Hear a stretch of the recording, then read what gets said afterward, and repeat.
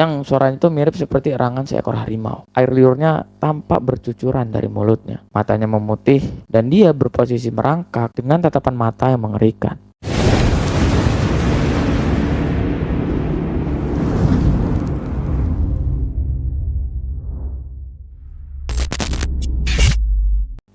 Assalamualaikum warahmatullahi wabarakatuh. Selamat datang kembali di channel Padma Story. Gimana kabarnya? Semoga kalian sehat selalu dan selalu dimudahkan urusan-urusannya. Amin amin ya rabbal alamin. Seperti biasa guys ya, kali ini gue mau bawain cerita horor lagi. Iya, buat nemenin kegiatan kalian, buat kalian yang lagi kerja, lagi belajar, lagi dagang, bahkan yang lagi rebahan ini khususnya. Ya bisa lah buat nemenin hari-hari kalian, ya kan? Jadi di video kali ini gue mau ceritain kisah kelam dari seseorang yang dipilih jadi pewaris balas dendam keturunannya. Ya singkatnya gini ceritanya. Dulu ada sebuah keturunan ini yang diinjek-injek, dianiaya, bahkan dilecehkan sama keturunan lainnya.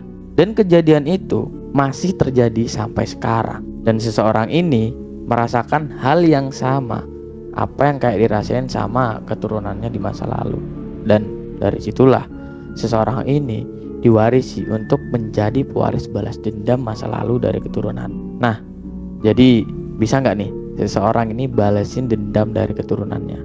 Gue juga nggak tahu guys. Mungkin cerita ini akan jadi cerita yang cukup panjang guys. Akan terbagi jadi beberapa part. Dan di part pertama ini penulis mau kita semua nih ya teman-teman bisa ngerasain apa yang dirasain sama tokoh utama dari cerita ini sebelum seseorang ini diutus atau dipilih menjadi pewaris balas dendam dari keturunannya. Dan mungkin cerita ini juga akan terbagi menjadi beberapa season. Dan cerita yang gue bawain ini adalah season pertama. Dan judulnya adalah Lahirnya Sang Hamba Iblis. Penasaran kan sama ceritanya? Sebelum lanjut ke videonya, mending kalian tembusin sampai 40.000 like dulu. Dan jangan lupa klik tombol subscribe-nya supaya cepet sampai 100.000 subscriber. Dan jangan lupa juga follow akun sosial media gue di bawah sini. Buat kalian yang punya cerita horor, kalian bisa kirimin cerita kalian di alamat email di bawah ini. Satu lagi guys, gue dapat cerita ini dari suatu akun Twitter yang bernama Zaki Aisar. Buat kalian yang pengen tahu cerita aslinya, kalian bisa langsung kunjungi Twitter dari Zaki Aisar. Dan jangan lupa juga follow akun Twitter Zaki Aisar. Dan di sini gue mau minta izin sama Bang Zaki Aisar buat bawain cerita ini ke dalam akun YouTube Padma Story. Dan menurut gue nih ya bang, cerita ini itu cocok banget bang kalau dijadiin film asli. Yaudah, nggak usah kelamaan lagi ya, nggak usah banyak bacot, langsung aja kita masuk ke cerita horornya.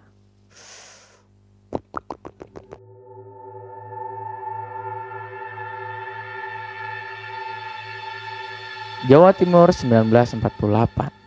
Suara hiruk pikuk ini terdengar jelas di telinganya, seperti paduan suara yang saling saut menyaut.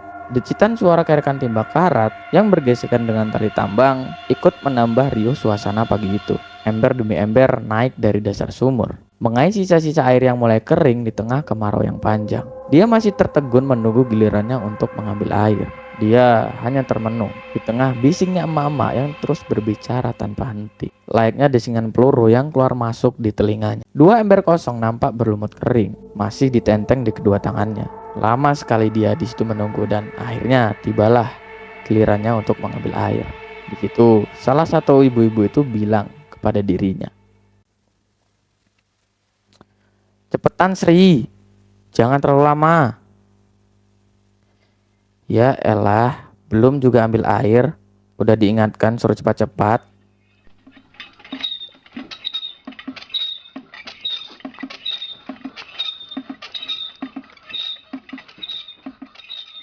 Suara timba itu seperti protes kepada manusia yang sedari tadi mempekerjakannya tanpa henti. Di situ dia masih menarik timba itu ke atas, diiringi suara kerekan timba yang masih berdecitan. Lega rasanya ketika ember mulai naik ke permukaan dengan isi air yang lumayan banyak. Sekilas dia melihat senyumnya sendiri yang terrefleksi dari air di dalam ember tua itu. Dia adalah Sri Wahyuni. Dia gadis desa biasa yang mungkin gak penting di mata banyak orang. Sri adalah anak buruh tani. Buruh tani itu ya seorang petani tapi yang tidak punya lahan, atau orang-orang yang menunggu untuk dipekerjakan untuk mengerjakan lahan orang lain. Kala paceklik melanda, buruh tani hanya meringkuk pasrah di rumah, sedangkan banyak perut-perut yang harus diisi dengan makanan. Itulah yang terjadi di keluarga Sri saat ini. Bapak Sri merantau entah kemana dan gak pernah nunjukin batang hidungnya di rumah mereka. Dan ketika Sri menanyakan kepada ibunya, dia selalu menjawab, "Bapakmu udah meninggal, nggak usah dicariin." Sedangkan di sini ibu Sri ini harus berjibaku untuk menghidupi 3 anak dengan penghasilan yang seadanya dari menjadi buruh tani. Ibu Sri hanya dibayar beberapa kantong gabah untuk setiap pekerjaannya. Sebagian dia sisihkan untuk ditukarkan menjadi rupiah. Kadang Sri sampai menangis terisak ketika Sri memijat telapak tangan ibunya yang hitam dan penuh luka. Sri rasain banget kapalan-kapalan keras batu itu memenuhi telapak tangannya. Dan itu berbanding terbalik dengan hatinya yang lembut. Karena bagi Sri, ibunya adalah manusia yang paling lembut hatinya di dunia ini. Sri lihat dari gurat-gurat di keningnya, dia sangat kelelahan. Pijatan Sri mungkin gak bisa ngilangin rasa lelahnya. Tapi Sri yakin sentuhannya dapat membuat rasa semangat untuk hidup. Untuk tetap berjuang menghidupi anak-anak yang tercinta. Sri yakin ibunya ini bukan orang yang mudah menyerah. Dia akan terus berjuang selama hayat ini masih dikandung badan. Sri sebagai anak tertua di keluarga ini mau tak mau ya harus membantu ibunya. Dan harus mengorbankan masa bermain untuk membantu ibunya bekerja. Pagi-pagi sekali Sri ini udah bangun untuk cuci baju, nyapu, dan ngambil air untuk persediaan keluarga mereka. Sekolah? Enggak, Sri enggak sekolah. Apa itu sekolah? Sekolah hanya untuk mereka, para anak orang kaya ataupun anak para pejabat. Mereka nggak kenal yang namanya pendidikan, terutama bagi mereka yang anak perempuan. Mereka para perempuan itu cuma menjalani takdir, yaitu masak, ngurus rumah, dan melahirkan anak. Di umur Sri yang udah nginjek 17 tahun, banyak sekali laki-laki sebenarnya yang ngedeketin dirinya. Beberapa di antara mereka itu ada yang terang-terangan melamar Sri, tapi Sri di situ menolaknya. Sri masih ingin ngebantu ibunya. Sri nggak mau hidup nyaman sendiri, sedangkan ibu dan adik-adiknya masih serba kekurangan. Meskipun beberapa kali ibunya Sri ini nyuruh Sri untuk menerima lamaran itu, karena nggak baik kalau sering nolak lamaran. Sri masih tetap ingin tinggal dengan ibu dan adik-adiknya. Sri juga ingin bekerja dan mempunyai penghasilan sendiri untuk membantu ibunya. Saat ini kemarau panjang melanda desa kami, desa Sidomulyo. Banyak petani yang mengeluh karena mereka tak bisa menanam di lahan mereka. Sawah-sawah mengering, membentuk permukaan yang retak-retak sepanjang persawahan. Sumur-sumur juga banyak yang mulai kehabisan air. Beberapa orang, termasuk keluarga Sri, memakan nasi dicampur jagung atau singkong agar tetap kenyang. Karena harga beras waktu itu sangat mahal. Malam itu ibunya Sri pulang dari bekerja. Karena tak ada pekerjaan di sawah ataupun di ladang, maka ibunya Sri ini berkeliling dari desa ke desa menjual sabut kelapa untuk dijadikan bahan bakar dan tikar pandan yang dianyam sendiri. Gurat-gurat kelelahan sangat nampak di wajah ibunya Sri. Sri langsung bergegas tuh ngebantu ibunya. Sri ngebantu ngangkat barang bawaan ibunya, dan disitu Sri lihat dagangan ibu masih utuh hari ini.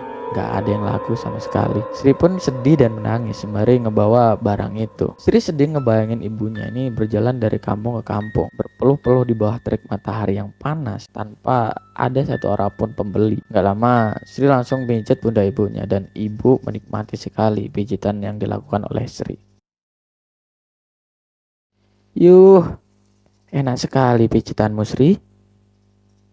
Sri senang dengan pujian ibunya, namun beberapa kali Sri berhenti memijat karena harus menyangka air matanya yang tanpa Sri sadari ini udah netes di pipinya. Ibu nyuruh Sri untuk ngambil bungkusan yang ada di dalam barang bawaannya. Di situ Sri lihat ternyata ada seikat ketela pohon. Di situ Sri langsung segera keringkan karena dari siang Sri dan adik-adiknya ini belum makan. Sri langsung bergegas ke dapur. Dia nyalin lah tuh kompor dari tanah liat dengan meniup bara api yang kemerahan dan mulai membakar sebagian kayu atau pawon lah bahasanya.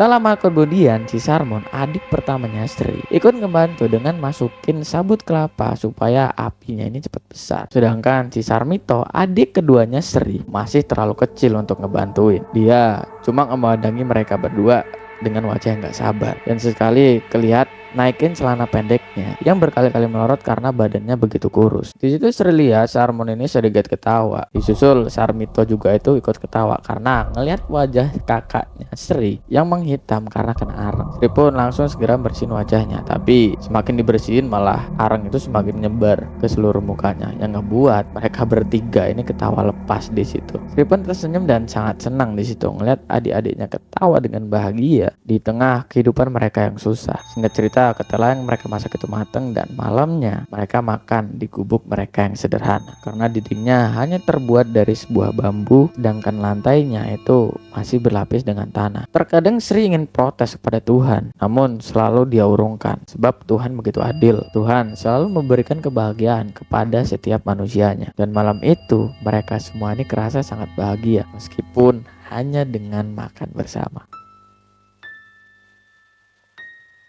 Hari-hari pun berlalu dan sepertinya langit masih enggan menurunkan hujan di kampungnya. Beberapa orang mulai mengaitkan hal ini dengan mitos-mitos dan kepercayaan kuno yang masih mereka percayai. Mereka meyakini kemarau panjang ini karena sesajen dan ritual yang mereka persembahkan kepada leluhur ini masih kurang, sehingga membuat arwah leluhur ini jadi marah. Di kampung mereka terdapat sebuah punden keramat yang dipercaya bisa mendatangkan rezeki, keamanan, dan kesejahteraan bila mereka meminta dan memberi sesajen di tempat itu. Sebaliknya, punden itu juga dipercaya bisa mendatangkan bala atau kemalangan jika tidak diberi sesajen secara rutin tiap hari Jumat Legi di bulan Suro. Bahkan banyak yang bilang punden di kampung mereka ini sebagai tempat untuk mendapatkan pesugihan, sehingga banyak sekali warga kampung mereka dan dari luar kampung mereka yang melakukan ritual pesugihan di punden tersebut. Punden itu berupa bangunan kecil yang disusun dengan batu bata kuno yang disusun secara rapi. Punden itu terletak di bawah pohon beringin besar yang tampak menyeramkan. Rantingnya besar-besar merambat ke segala arah, seperti tangan-tangan raksasa yang keriput dan mengerikan. Lebatnya dedaunan di pohon itu layaknya atap alami yang menutupi langit-langit. Pohon itu sudah berusia ratusan tahun.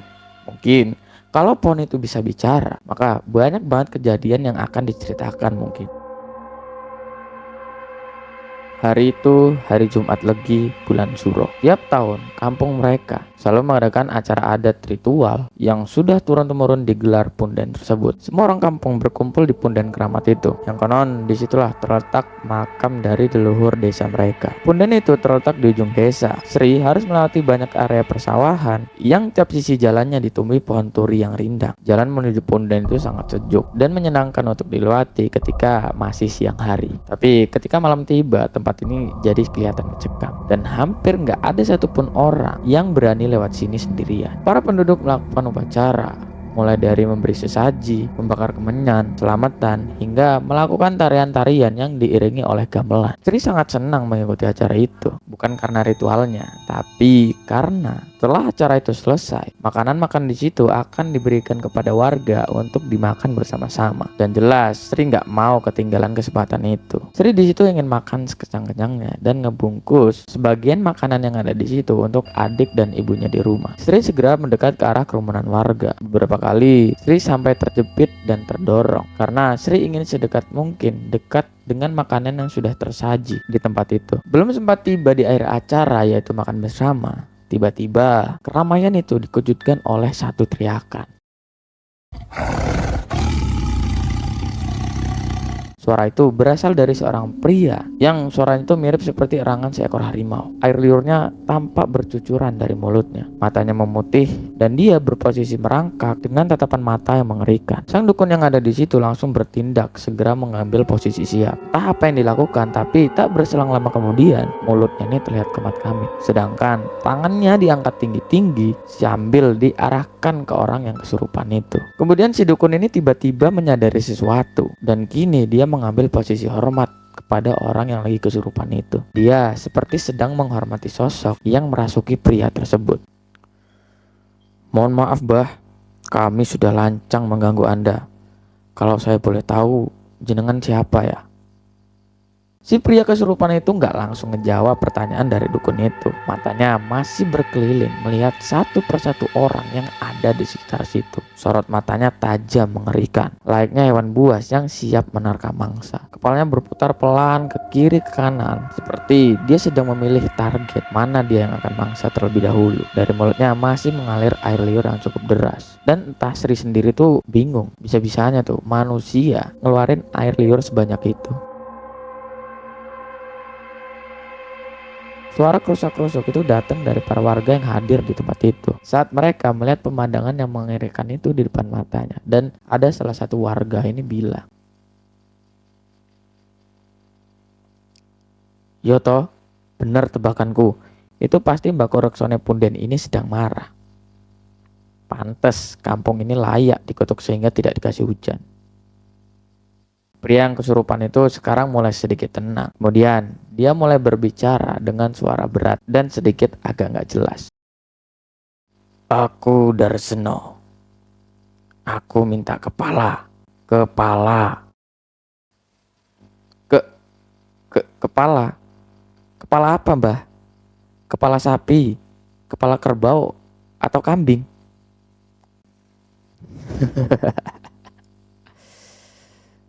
Kepala manusia. Kalau kalian gak mau mempersembahkan kepala manusia, maka kepala-kepala kalian akan mengering karena hujan gak bakal aku turunin kampung ini.